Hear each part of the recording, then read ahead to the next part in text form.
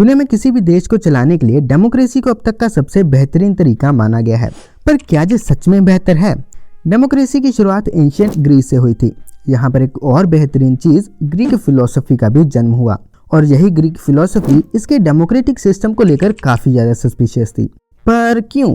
किसी भी लोकतंत्र में सबसे खास बात होती है इसके हर एक नागरिक की भागीदारी उसका लीडर चुनने में, और किसी भी लोकतंत्र में सबसे बड़ी प्रॉब्लम होती है इसके हर एक नागरिक की भागीदारी उसका लीडर चुनने में। इस स्टेटमेंट को जरा सोक्रेटिस के पर्सपेक्टिव से समझते हैं, जहां उसने किसी देश की डेमोक्रेसी को एक शिप से कंपेयर किया है। मान लीजिए कि आपको शिप से समंदर की लंबी यात्रा पर जाना है और आपको डिसाइड करना है कि इस शिप को कौन चलाएगा। आपके पास दो ऑप्शंस है, एक वो लोग जिन्हें लगता है कि वो ये शिप को चला लेंगे पर उनके पास कोई भी नॉलेज या एक्सपीरियंस नहीं है, और दूसरे वो लोग जो कि इस काम को अच्छे से जानते हैं क्योंकि उनके पास रिक्वायर्ड स्किल और नॉलेज है। ऑब्वियसली ऐसे में आप सेकंड ग्रुप को ही चुनोगे।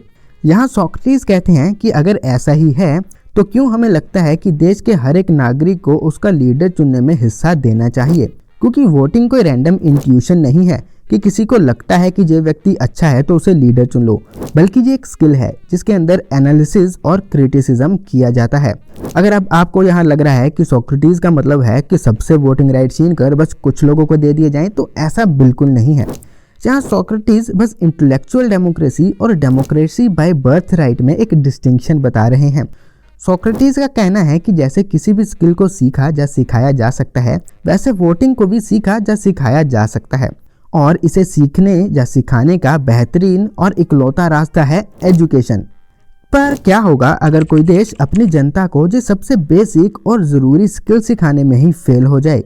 तो ऐसे में पैदा होती है डेमोगोगरी, जहां नेता असली मुद्दों को दरकिनार करके लोगों के फियर, एंगर, हेट्रेड, डिज़ायर या प्राइड जैसे इमोशंस का इस्तेमाल करते हैं सत्ता में आने के लिए, और ऐसे नेताओं को कहा जाता है डेमोगॉग्स। क्योंकि ये डेमोगॉग्स सिर्फ और सिर्फ अपने पर्सनल गेन्स और डिज़ायर को ही फुलफिल करने के लिए लड़ रहे होते हैं, इसीलिए ये अपने कुर्सी को हासिल करने और उसे बनाए रखने के लिए किसी भी हद तक जा सकते हैं। जिन लोगों को इमोशनली मैनिपुलेट करते हैं, अस वर्सेस देम के नैरेटिव चलाते हैं, कॉम्प्लेक्स मुद्दों के ओवर सिंप्लीफाइड सोल्यूशन देते हैं, फैक्ट्स, लॉजिक और एक्सपर्ट्स को झूठा बताते हैं, रेवोल्यूशन और चेंज जैसे बड़े बड़े सपने दिखाते हैं, हिस्टोरिक फिगर्स और इवेंट्स को अपने नैरेटिव के हिसाब से ट्विस्ट करके दिखाते हैं, अकाउंटेबिलिटी से बचते हैं और बड़े कॉन्फिडेंस के साथ सफ़ेद झूठ बोलते हैं। ऐसे नेता काफ़ी ज़्यादा कैरिज्मेटिक होते हैं, जिनकी स्पीचेस काफ़ी पावरफुल होती हैं, जो कि अक्सर अराजकता से भरी होती हैं, और इनमें माइनॉरिटीज़ को टारगेट किया जाता है देश की मेजॉरिटी जनता का फेवर और वोट जीतने के लिए। सोक्रेटिस ने हमें इस सिचुएशन को समझने के लिए एक सीन को इमेजिन करने के लिए कहा, जहां एक स्वीट शॉपर और डॉक्टर के बीच में डिबेट हो रही है। स्वीट शॉपर यहाँ कहता है कि डॉक्टर तुम्हें हर वक्त कड़वी दवाई देता है, वह तुम्हें इंजेक्शन लगाता है, तुम्हें तुम्हारी मनपसंद चीजें करने से रोकता है। वहीं दूसरी तरफ मैं तुम्हें मीठे पकवान खिलाता हूँ, तरह तरह की मिठाइयाँ बनाता हूँ और तुम्हें हर वो चीज़ करने देता हूँ जो तुम्हें अच्छी लगती हैं, इसलिए तुम सिर्फ मुझे ही वोट देना। ऑब्वियसली जहाँ डॉक्टर का रिस्पॉन्स होगा कि मैं तो ये सब तुम्हारी ही भलाई के लिए करता हूँ।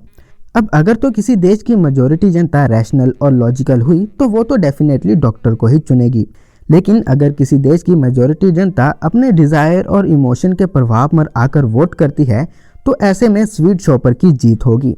सत्ता में आने के बाद ये स्वीट शॉपर या फिर डेमोगॉग्स अपनी पावर बनाए रखने में जुट जाते हैं, जिसकी वजह से जो कॉन्स्टिट्यूशनल वैल्यूज जैसे फ्री स्पीच या क्रिटिसिज्म को भी सप्रेस करने लग जाते हैं।